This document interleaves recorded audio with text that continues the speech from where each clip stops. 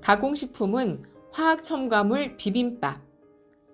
마트에 가면 조리가 간편한 즉석식품에서부터 온갖 가공식품이 진열장마다 가득하다. 가공식품에는 기본적으로 맛과 색을 돋보이게 하고 보존 기간을 늘리기 위한 인공 감미료 및 향신료, 발색제, 보존료 등 화학 첨가물이 함유되어 있다. 아베스카사의 저서, 인간이 만든 위대한 속임수, 식품 첨가물에 보면 식품 첨가물의 종류가 무려 1,500여 종에 달한다고 한다. 우리의 건강을 위협하는 대표적인 첨가물 몇 가지만 예를 들어보자. 햄과 소시지는 조리가 간편하기 때문에 식탁에 자주 오르는 품목이다. 햄에는 발색제인 아질산 나트륨과 방부제인 소르빈산 칼륨이 필수적으로 들어간다.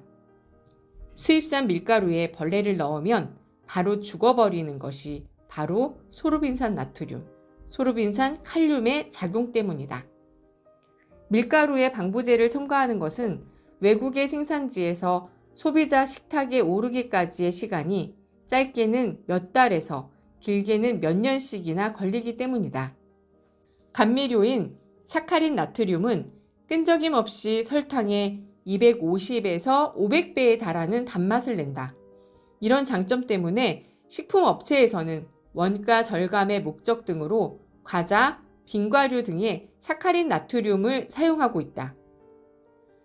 화학 조미료인 글루타민산 나트륨은 저렴한 가격으로 음식의 풍미를 높이지만 두통, 근육통 등 중국 음식점 증후군을 유발시키는 것으로 유명하다. 착색제인 타르색소는 석탄의 콜타르에서 추출한 것으로 사탕, 젤리 등을 물들일 때 쓰인다.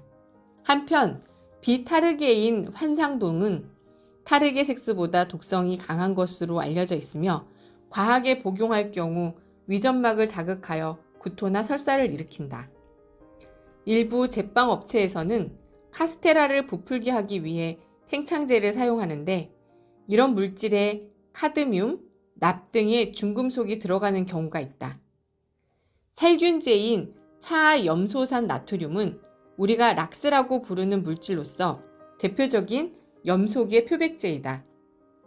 다이옥신의 위험 때문에 세계적으로 염소계 대신 산소계 표백제 사용을 권하는 추세임에도 일부 업자들이 생밤이나 깐 도라지, 연근 등의 색을 하얗게 표백시키기 위해 차염소산 나트륨을 사용하다 적발되는 일이 있다. 돈을 벌기 위해서라면 사람이 먹는 음식까지 유해 물질을 넣는 게 현실이다.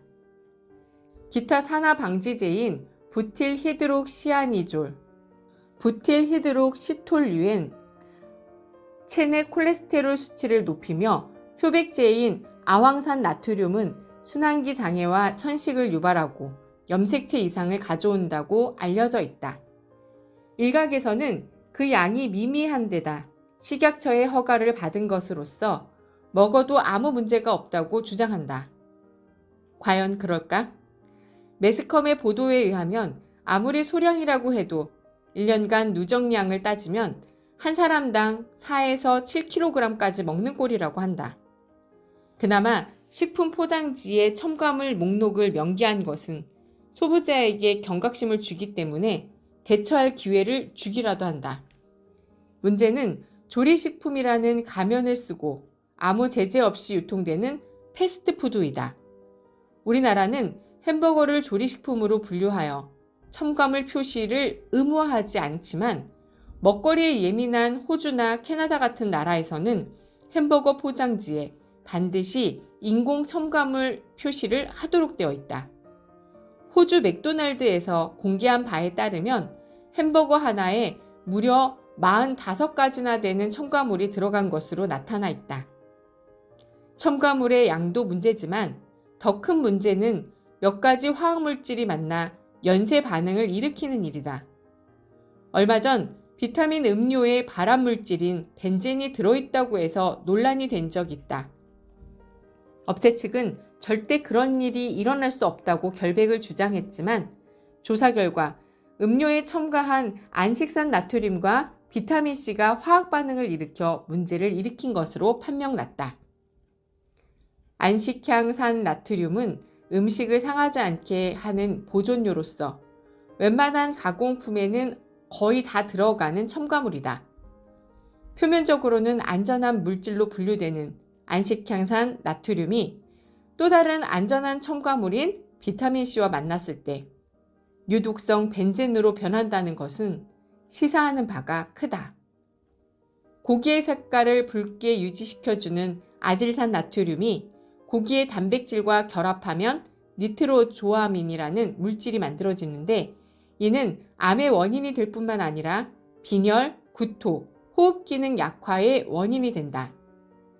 이처럼 따로따로 놓고 보면 안전한 것도 두 가지 이상 만나 화학 반응을 일으킬 경우 어떤 도구로 변할지는 알 수 없는 상태다.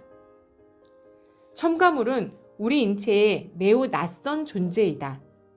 집에 혼자 있는데 갑자기 낯선 사람이 찾아오면 어떨까? 그 사람이 과연 누구인지 파악하기 위해 눈치를 봐야 하고 몇 가지 정보를 물어야 하며 그러고도 파악이 안 되면 내가 알고 있는 상식의 기준에서 상대편이 안전한 사람인지 아닌지 알아내야 한다.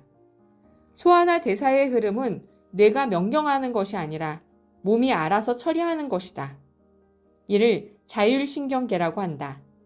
자율신경계는 익숙한 손님에 대해서는 잘 대처하지만 낯선 방문객에 대해서는 갈피를 못 잡고 혼란에 빠진다. 쌀이나 야채 등 익숙한 음식에 대하여 우리 인체는 처리 방법을 익히 알고 있기 때문에 음식에 맞는 소화 효소도 즉각 분비하게 된다. 그러나 화학 첨가제는 인류가 탄생한 이래 완전 처음 보는 물질로서 이런 것이 몸속에 들어오면 우리의 장은 이게 뭐지? 하면서 갈피를 잡지 못하고 우왕좌왕하게 된다. 즉, 음식 하나를 소화하기 위해 지나치게 효소를 낭비하게 되는 것이다. 앞으로 이 책에 자주 등장하게 될 효소는 일종의 단백질 분자로서 체내 음식물의 소화를 돕고 분해, 배설을 비롯하여 해독, 살균 작용 등 신진대사에 관여하며 항균, 항염과 관련하여 면역 기능을 담당하고 혈액을 정화하며 세포를 재생, 부활시키는 등 신체 건강에 매우 중요한 작용을 한다. 한마디로 인체에서 일어나는 온갖 일에 관여하는 생명의 불꽃이라 할 수 있다. 아무리 안전을 입증받은 화학 첨가물이라고 해도 자연계에는 존재하지 않는 것이다. 뜻하지 않은 화학 반응으로 인해 발생하는 독성은 물론이요. 인체가 갖는 긴장감을 생각하면 그것이 우리 몸에 대하여 권할 만한 먹거리인지 생각해 봐야 할 것이다.